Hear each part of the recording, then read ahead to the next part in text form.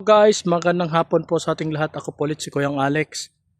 For today's video po guys ay ipapakita ko po yung ginawa po ni Kuyang Alex na DIY po na pugad ng ibon. Dahil may na-rescue po tayo kanina na ibon po guys, dahil bumagsak po yung puno na meron pong pugad ng ibon. Nagsipaglaglagan po yung mga anak po ng ibon, yung mga sisiw niya po. Ayan, naawa naman po si Kuyang Alex, baka mamatay po guys. At sabi naman po nila hindi na po yun babalikan ng nanay, kaya kinuha na lang po. Tara guys, at ipapakita ko po sa inyo yung ibon. So ito na po guys, yung mga ibon na na-rescue po ni Kuyang Alex. Sana at mapalaki po natin sila guys. At lumipad na po sila para may balik po natin ulit sa wild. So, ayan na po guys, kung makikita nyo po, pumasok na po sila sa loob, ayan po. Ngayon, maghahanap na lang po ako kung ano po ang makakain po nila. Ang alam ko po kasi mga insekto po ito ang kinakain o kaya maliliit po na isda guys. Susubukan ko po i-research kung ano po yung pwede pong makain nila. Ayan. Kawawa naman po guys.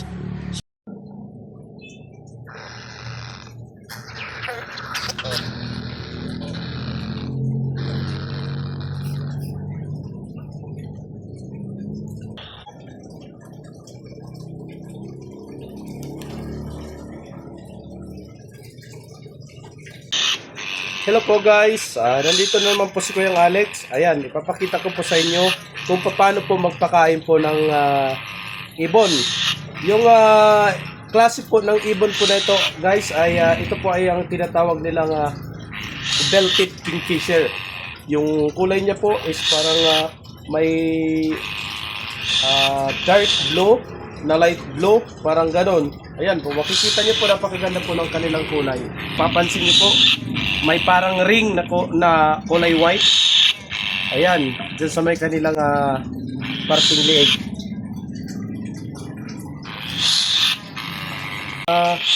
Saktong isang linggo po mula po nung na-rescue ni Kuyang Alex doon po sa bumagsak po na puno. Ayan, tatlo po sila guys. Ayan, tatlo po.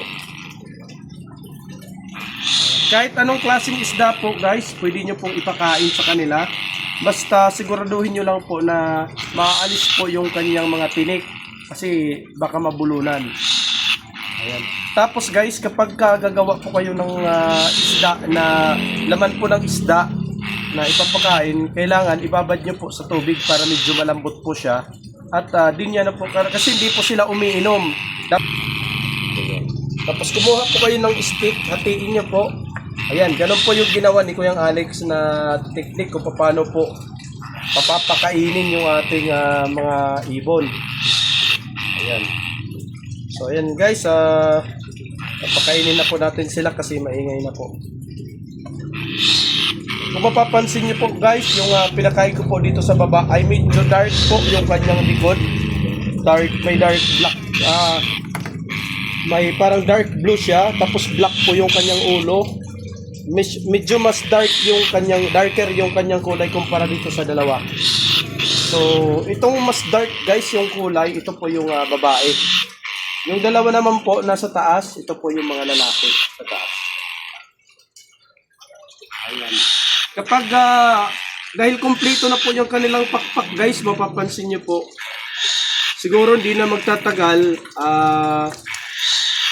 malilipad na po sila. Papalipad na po natin to. So, ayan guys, ganun lang po mag-alaga ng ibon. Nakuha po natin yung kanilang eksaktong pagkain kasi nung lang hula-hula lang po si Kuyang Alex, pinakain ko po sila guys ng feeds. Doon po hirap na hirap si Kuyang Alex dahil hindi po natin tukoy kung anong klaseng ibon po sila at saka kung ano po yung kanilang kinakain. Pero nung nasubukan ko po na itry po lahat, pinakain ko po sila ng uod. Kumain naman po. Pero ang hirap maghanap nun. Kaya pinakain ko rin po sila ng feed. Hirap din silang kumain. Kaya nag-try din ako ng kasi karamihan yung mga ibon kumakain ng isda. na maliliit. Kaya trinay ko, yun po. So ito, simula nun guys, yun na po nga pinapakain ni Kuya Alex, yung isda po. Kahit anong klaseng isda guys, basta laman lang po yung papakain. Huwag niyo pong ipapakain sa kanila yung may tinik, baka mabulunan. Ayan, mapapansin niyo po guys, napakaganda at maliligsi na po sila. Ihintayin na lang po natin guys na matuto silang lumipad. Pagkatapos, ibabalik na po ni Kuya Alex doon sa wild. Ayan. Papakawalan po natin guys.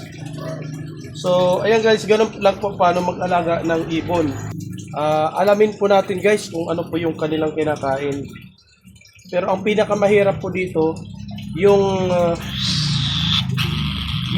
maliliit pa po sila kasi di po natin alam kung ano po ang kanilang kinakain. Yan po ang pinaka-challenging po na part po sa pag-aalaga ng ganito na mga klaseng hayop. Lalong-lalo na po guys kapag ni-rescue lang po natin. So, ayan po guys. At sana may natutunan po kayo kung paano po i-handle or paano po alagaan yung mga ibon.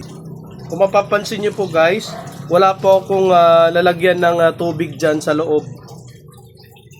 Wala po silang kapag inuman. Kaya nilalagyan ko po, binababad ko po sa tubig yung ating ipapakain po na isda. Ganun lang po guys. Malalaki na po sila at maaari na po itong lumipad guys. Mga siguro ilang araw na lang po makakawalan na po ni Kuya Alex yung ating mga na-rescue po ng mga ibon.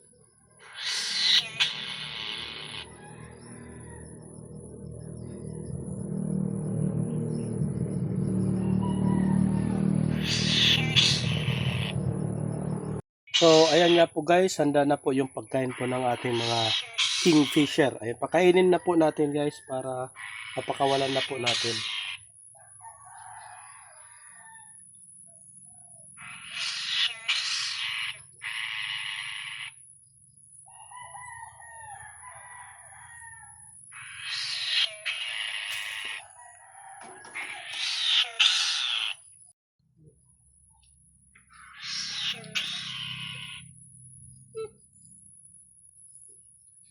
So, ayan guys, pakakawalan na po ni Kuya Alex yung ating na-rescue po ng mga belted kingfisher. Tara.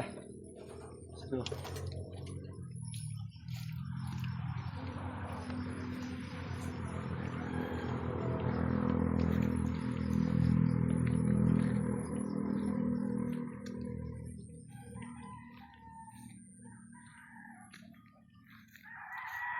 Sana ay mapalaya na po natin sila.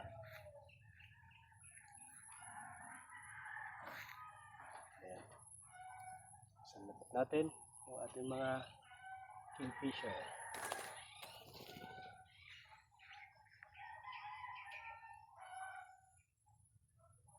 Ayun, lumipad na po yung isa guys. Ayan na po. Ayan na po sila guys. Ayan na po yung kanilang mga kasama. Ayun, marami po sila. So, nasa may taas po ng nyug. Ayun. Ayun na po yung isa. Ito.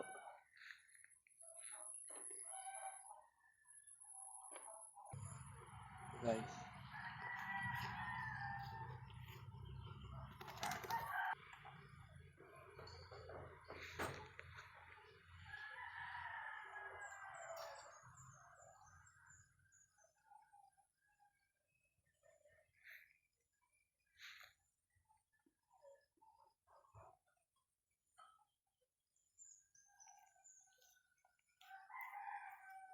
Ayan na po sila guys.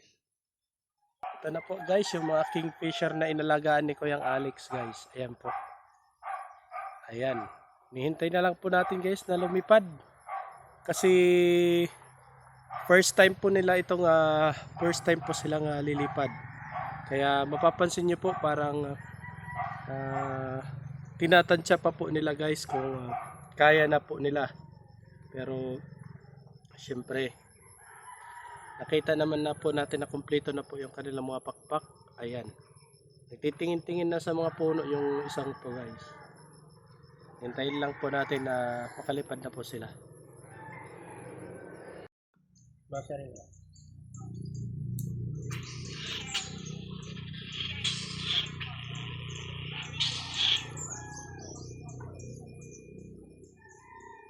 Ano po guys, ayan, dalawa na po yung lumipad. Dalawa na po sila. Ayan po.